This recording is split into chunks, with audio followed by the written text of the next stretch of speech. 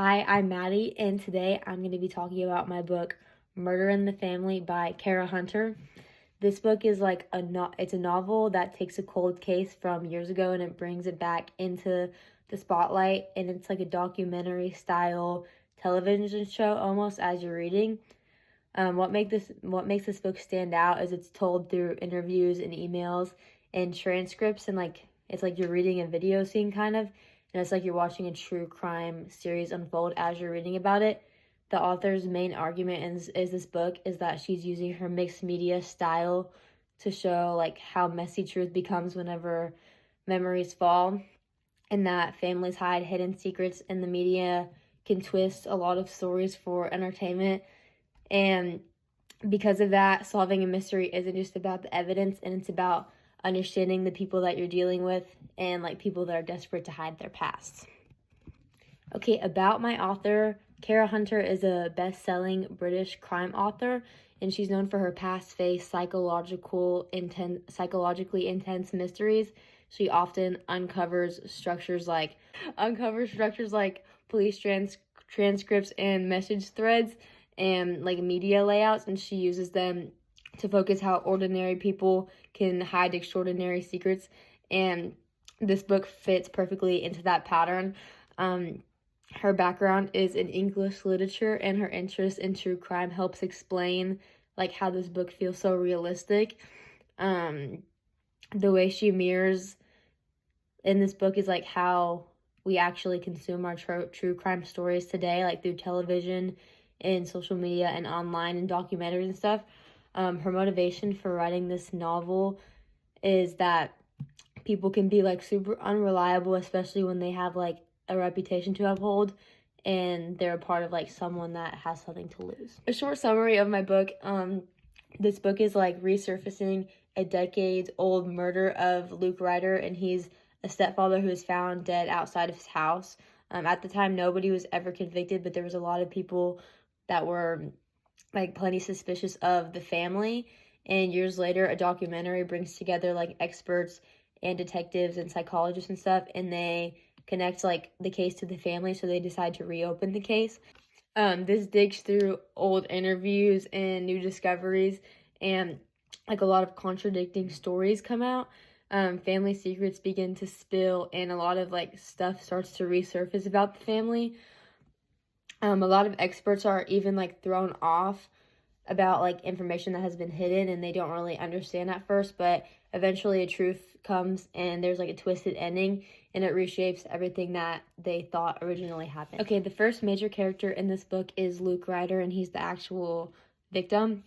Although he's not alive in the story, obviously the entire investigation revolves around him and the memories of him, and those memories like for some people don't always match, and he represents how like the main theme of how truth can be shaped by what you remember and what you like, your values kind of. The next main character is the Ryder mother, and her like interactions and her like emotional distance makes her a really big like part of the story, because it's showing how like she's very suspicious, and it shows how her like trauma and her guilt can really wrap around someone's behavior and how they act whenever they're faced with something like this. Another important figure in this book is the stepchildren, because one of them has like a very different view of the night than everyone else does, and just like the memories of him raise a lot of big conflicts about like if he's like hiding something or if he's misremembering or like what's actually going on with him. And then one of like the minor characters is the actual producer of the documentary, because they're showing how like they really push stuff out just to get the drama, and they just want drama. So they're showing how like a lot of stuff can be turned and like flipped around just for like viewers, like what's the word? Viewers discretion, yes. And the characters are like a really big part in this book, because they all have the different views, and that's like the main thing of this book, like showing how all these views like counteract and they don't really all come together, and just showing how everyone's views create different parts of the story. So the characters in this book are a really big part of just showing how like unreliable versions affect events. The first major theme of the book is unreliability of memory, because throughout the book the characters like recall the night really, really well, but then their stories aren't like lining up at all, and it shows how like trauma and fear and guilt can all build up and reshape someone's memories when something like this happens. And the author uses these contradictions to build suspense and make the reader question everything. And then the second theme is family secrets. On the outside, this family looks like a super normal, good family, but it's showing that every family has something to hide, basically, and then jealousy, favoritism, and resentment in a long-term, like, burden, conflicts, and it all comes up and it, like, surfaces, basically. The third theme is media influence, and this is, like, really relevant in this book because, like, all the documentary and the footage, and it shows how, like, people can choose like certain dramatic angles that pressure people in a certain way, and that the media can manipulate the truth and make the mystery even more complicated in the end. Okay, for the quotes, in the beginning of the novel, it says, "I remember hearing footsteps outside, heavy ones like someone trying not to be noticed." And this quote is highlighting how the memories seem clear, but they still contradict each other. And then in the middle of the novel, it says, "We need the conflict to stay high. This episode cannot fall flat."